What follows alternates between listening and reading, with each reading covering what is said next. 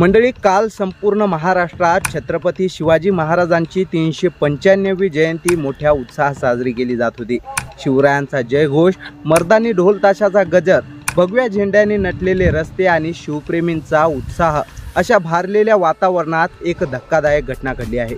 जळगाव जिल्ह्यातील पाचोरा शहरात महाराजांचा जन्मोत्सव साजरा करून घरी परतणाऱ्या हेमंत संजय सोनावणे या तरुणाची निर्घृण हत्या करण्यात आली। 2 महिन्यापूर्वी झालेल्या वादाचा हा भीषण परिणाम होता का?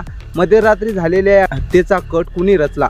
शिवजयंतीच्या मंगलमय वातावरणात अशा दुर्दैवी घटनेमुळे पाचोरा शहर हादरलं आहे।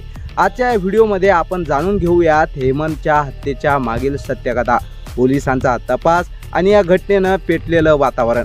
नमस्कार मंडळी, मी आकाश पाटील आणि आपण पाहत आहात जरा हटके। मंडळी, महाराष्ट्राचा महत्त्वाचा दिवस म्हणजे छत्रपती शिवाजी महाराजांची जयंती। राज्यभरात ठिकठिकाणी जल्लोष, शिवप्रेमींचा उत्साह आणि एकच घोषणा, जय भवानी जय शिवाजी। पण याच मंगलमय वातावरणात पाचोरा शहर हादरलं। एका तरुणाच्या निर्घृण हत्येनं संपूर्ण जिल्ह्यात भीतीचं वातावरण निर्माण झालं आहे। हेमंत संजय सोनावणे, वय फक्त 20 वर्ष, रक्तात सळसळणारा तरुण। कालपर्यंत तो शिवरायांच्या जयघोषात सहभागी झाला होता, शिवजयंतीच्या मिरवणुकीत उत्साहानं नाचला होता। पण रात्रीच्या अंधारात त्याच्या वाट्याला दुर्दैवी शेवट आला। मध्यरात्री तो घरी परतत असताना त्याच्यावर धारदार शस्त्रानं हल्ला करण्यात आला। पोलिसांच्या प्राथमिक तपासानुसार हा खून अचानक झालेला नाही, हा एका जुन्या वादाचा परिणाम आहे। 2 महिन्यापूर्वी हेमंतचा काही तरुणांसोबत वाद झाला होता। हेमंतला धडा शिकवायचा हे आधी ठरलं होतं। काल रात्री त्याला एकटं पाहताच संशयितांनी संधी साधली आणि त्याच्यावर हल्ला केला। या घटनेनंतर पाचोरा शहरात एकच खळबळ उडाली। स्थानिक नागरिक संतप्त झाले आहेत।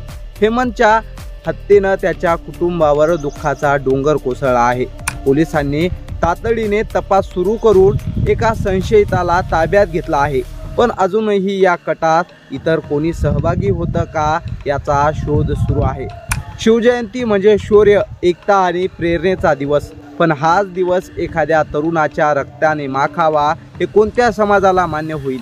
शिवरायांनी दिलेल्या मर्दानीपणा हा रक्षणासाठी होता, संहारासाठी नव्हता। आज समाजासमोर एक मोठा प्रश्न आहे, आपण शिवरायांच्या शिकवणीचा आदर करतो का? हेमंत सोनावणेची हत्या फक्त एका कुटुंबासाठी दुःखद नाही, तर संपूर्ण समाजासाठी एक धक्का आहे। कायदा आणि सुव्यवस्था राखण्यासाठी पोलिसांनी तातडीने कारवाई करणं आवश्यक आहे। आता प्रश्न असे उठतात की हेमंतच्या कुटुंबाला न्याय मिळेल का? हेमंतच्या या हत्येच्या कटात आणखी कोण सहभागी होतं? आणि सर्वात महत्त्वाचा म्हणजे छत्रपती शिवरायांच्या जयंतीच्या दिवशी हे कृत्य, याचा अर्थ काय? छत्रपती शिवरायांचा आदर्श घेणाऱ्या समाजात आज आपण वावरतो, पण या समाजात एकतेची, संयमाची आणि न्यायाची कमतरता आहे, हे दुर्दैव।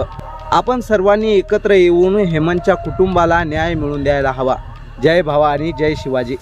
बाकी तुम्हाला तर माहीतच आहे, आपला विषय जरा हटके असतो। पुन्हा भेटू अशाच एका नवीन जरा हटके विषयासह।